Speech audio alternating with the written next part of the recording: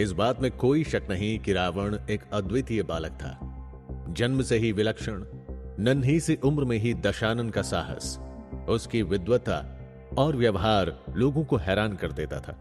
होश संभालने से पहले ही उसकी जिज्ञासा परवान चढ़ने लगी थी। वो सब कुछ जान लेना चाहता था। उसके सपनों का कद उसकी उम्र से कई गुना बड़ा था। अपने आत्मज्ञान के बल पर रावण ताकतवर होता जा रहा था। उसके लिए कुछ भी नामुमकिन नहीं था। वो जो सोच लेता था उसे करके ही दम लेता था। उसके ज्ञान के आगे न कोई देवता टिका और न कोई ऋषि मुनि। शास्त्र, शस्त्र, वेद, आयुर्वेद, तंत्र, भूगोल, खगोल, विज्ञान सब घोल के पी गया था रावण। कहते हैं एक समय ऐसा भी आया जब देवता, नाग, यक्ष, गंधर्व सब रावण के नाम से कांपते थे। पूरे ब्रह्मांड में रावण को रोकने की शक्ति केवल और केवल महादेव में थी, क्योंकि भोलेनाथ का परम भक्त था रावण। कहते हैं जब वो तपस्या करता था तीनों लोक डोल जाते थे। जब वो मंत्र जपा करता था देवताओं के आसन हिलने लगते थे। चारों ओर हाहाकार मच जाता था। अपने ऐसे ही घोर तप के बल से रावण ने ब्रह्मा जी और शिव जी से बेहिसाब वरदान पा लिए थे। इन्हीं वरदानों ने रावण को विश्व विजेता बना दिया। लेकिन ऐसा क्या हुआ कि सब कुछ जीत कर भी हार गया रावण? आखिर रावण ने ऐसा क्या किया कि उसे यह श्राप झेलना पड़ा? अपनी बेहिसाब ताकत के नशे में रावण इस कदर चूर था कि सही गलत का अंतर भूल चुका था। उसे अपना किया कोई भी काम गलत नहीं लगता था। वरदान में मिली शक्तियों ने उसे इतना घमंडी बना दिया कि उसे खुद से अच्छा कोई नहीं लगता था।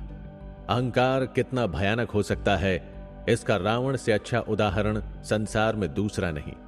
तो क्या इसी घमंड ने एक प्रकांड विद्वान, सर्वशक्तिमान, महान तपस्वी रावण के सभी गुणों को लीन लिया? क्या रावण वाकई इतना बुरा था कि उसकी सारी खूबियों पर पानी फिर गया? आज हम आपको बताएंगे कि ऐसा क्या हुआ कि एक महान गाथा का अंत शापित हो गया। इस सीरीज में हम आपको रावण के जीवन की हर छोटी बड़ी बात बताने वाले हैं। फिर आप खुद ही तय कीजिएगा कि रावण कितना अच्छा या बुरा था। यूं तो हमारे देश में बच्चा बच्चा रावण को जानता है, लेकिन आधा अधूरा जानता है। रामनवमी के मेले में मिठाइयां, खिलौने और झूलों के साथ साथ रावण भी परोसा जाता है। दशहरे पर हर मेले में रामलीला भले ही हो ना हो, पर रावण हर मेले में जलाया जाता है।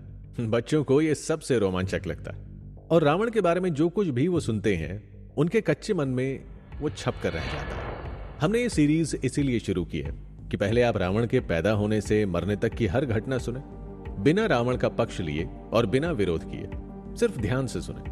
और अगर आपने रावण के व्यक्तित्व को सही मायनों में जान लिया तो इस संसार का ऐसा कोई सवाल नहीं है जिसका जवाब आपके पास नहीं होगा, क्योंकि रावण का पूरा जीवन एक दिव्य पाठशाला है और हमें उसके जीवन के हर कतरे से ज्ञान निचोड़ना चाहिए। यकीन मानिए, रावण चरित्र की बारीकियां आपकी जिंदगी बदल सकती हैं। अब जरा सोचिए, आपको क्या लगता है, क्या किसी को पूरी तरह से जाने समझे बिना ही उसे अच्छा या बुरा मान लेना सही है? क्या आपको नहीं लगता कि कम से कम एक बार हमें रावण के चरित्र को अच्छी तरह से जान लेना चाहिए? तो इसके लिए आपको मोटी मोटी किताबें पढ़ने की जरूरत बिल्कुल नहीं है। बस सुनते जाना है, बिल्कुल आसान और कभी ना भूलने वाले अंदाज में संपूर्ण रावण चरित्र कथा।